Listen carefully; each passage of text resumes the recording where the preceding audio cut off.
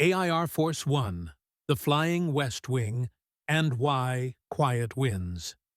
What if I told you America's most famous jet hides a luxury you can't photograph? The kind of design decision that turns a state aircraft into a moving sanctuary.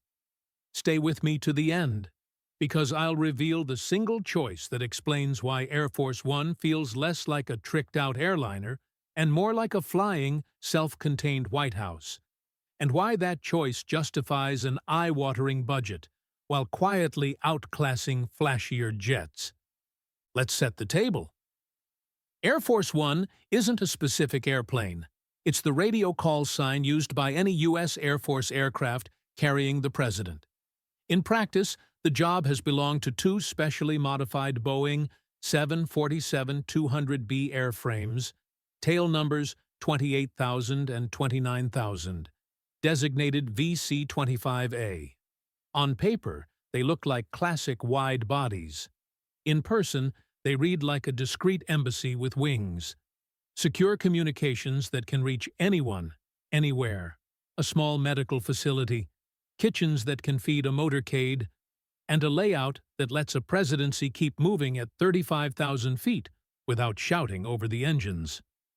The first impression isn't flash. It's calm. The brief. Power that behaves like hospitality. The mission is brutal in its simplicity. Put the commander-in-chief into any global airspace on short notice. Keep communications continuous and secure, and preserve the normal rhythm of the presidency mid-flight.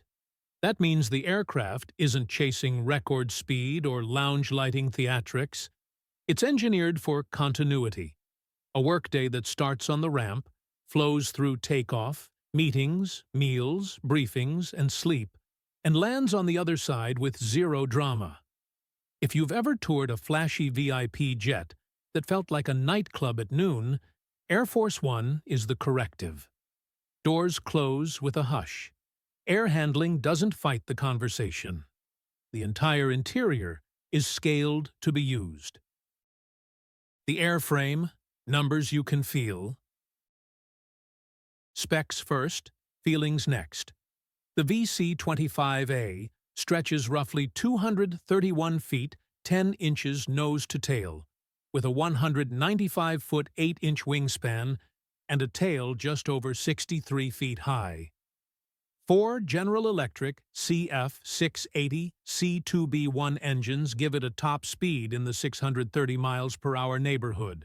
Call it the high subsonic groove, while the systems package allows in-flight refueling, so range becomes a matter of crew duty and mission need. That's the paper. Here's the translation. The footprint is large enough to divide the cabin into real neighborhoods. Working West Wing up front, staff and media amidships, Secret Service and crew where they need to be, without anyone tripping over anyone else. You don't measure that in inches. You measure it in lower voices and shorter days. Inside the Flying West Wing, layout that lowers your heart rate. Walk aboard, and the mood is professional, not performative. Up front sits the president's suite, more private apartment than stateroom, with a desk that actually gets used, a meeting room where sensitive briefs can land at a moment's notice, and a compact bedroom that turns a 9-hour leg into a workable night. Nearby, a medical suite capable of stabilizing the patient, complete with a doctor on board every trip, and space to stage care in what amounts to an airborne urgent care room. Mid-cabin is where the day hums. There's a conference room that converts into a larger staff space, compartments for senior aides and cabinet principals, and banked seating for the traveling press pool. The loudest sound most days isn't the engines. It's the clatter of laptops and the low murmur of briefers cycling through. Aft, the aircraft remembers it still has to behave like an airplane.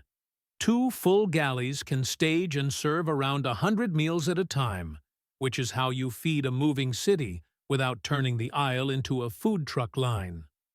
There are dedicated front and aft air stairs so the team can deplane without waiting for airport infrastructure, plus a self-contained baggage loader for when the route is far from turnkey. Every detail serves flow. Where do people put coats? Who crosses whose path? How do service trolleys disappear when a head-of-state call hits the SATCOM? You feel that choreography, even if you don't see it.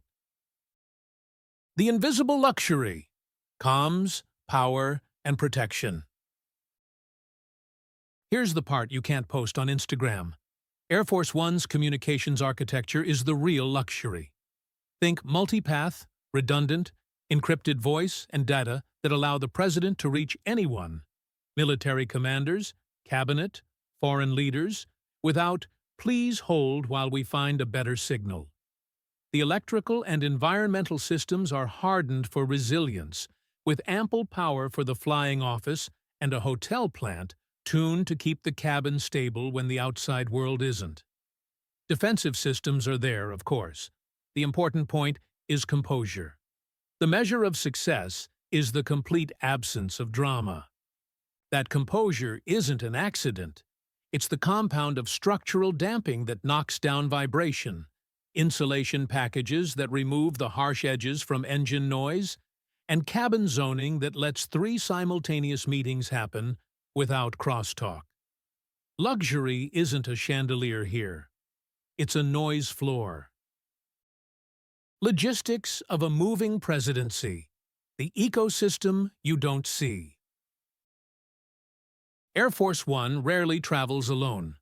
A mission might include a spare aircraft staged somewhere on the route, cargo jets hauling motorcade vehicles and support gear, and advance teams who have already rehearsed every staircase, doorway, and wire run.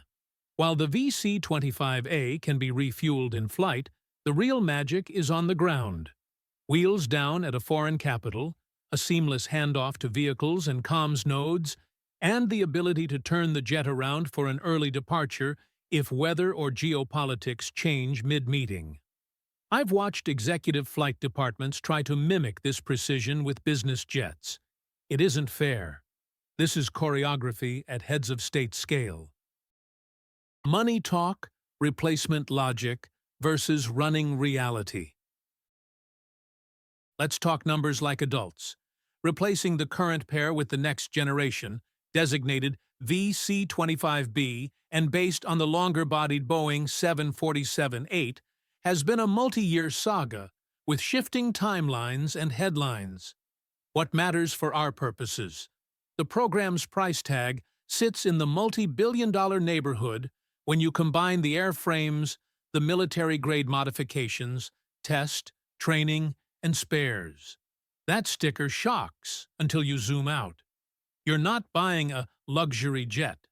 You're paying for a flying command center that must work on the worst day, not the best. The annual picture for operating the sitting fleet is similarly grown up. Crew is the heartbeat and the largest line item, followed by maintenance cycles on presidential unique systems, training, fuel, insurance, and the global logistics that let this airplane feel turnkey in places that are anything but. If your metric is friction removed per day, the math clarifies quickly. The successor, VC-25B, and the new livery debate. So, what changes with the incoming VC-25B? Start with the airframe. The 747-8 brings more efficient engines, modern avionics, and structural life that stretches into the 2050s. The mission kit: secure communications, electrical power, environmental control, medical capability, self-protection, gets redesigned for a new generation. You'll also notice a revised paint scheme. Still the classic light and medium blue over white, but optimized for heat load, maintenance, and sensor performance. It's a perfect example of function quietly leading form. Timelines have slipped. No sugarcoating it. Big, bespoke airplanes with this much mission gear do that. The key takeaway for viewers: when the VC-25B enters service, It isn't just a newer jet. It's a refreshed system designed to preserve that priceless quiet I keep talking about. A day in the air. What it actually feels like. Picture a presidential travel day that doesn't spike anyone's blood pressure. The motorcade pulls onto the ramp. The president climbs the forward stairs. There's a reason that iconic photo op lives there. And steps into a cabin that's already an office. Wheels up, the ride settles into that low vibration, high subsonic groove where the human voice naturally drops a notch. Breakfast slides in without fanfare. A staffer brings a sensitive memo. A foreign leader calls. A video link hums to the Situation Room. Mid-leg, a briefing moves from the conference table to a smaller side room. The press pool gets 30 minutes with the communications director. The doctor stops by to check a schedule, not a pulse. Lunch appears when it's called for, hot, proper, and on time, because a team of professionals is quietly executing a menu like a small hotel. Late in the flight, lights dim to private office at dusk. If it's an overnight hop, the president sleeps in a space scaled to be humane rather than grand. On descent, the cabin pivots from work to arrival. Notes reviewed, remarks polished, motorcade confirmed. The jet kisses the runway. The air stairs fold out. Another city, another set of handshakes. And the aircraft, this unphotographable luxury I keep hinting at, has done its job by not calling attention to itself. Comparisons that clarify the mission. Put Air Force One next to the largest private jets on the planet, think ultra-long-range Gulfstreams and Globals, and the comparison gets interesting. Those are extraordinary aircraft for elite corporate travel, but they aren't designed to function as an airborne branch of government. Their superpower is efficiency and reach. Air Force One's superpower is continuity. Against a VIP-configured 747 owned by a head of state or a billionaire, the VC-25A is less theatrical and more disciplined. It trades splashy amenities for reliability you don't notice, because nothing breaks the rhythm.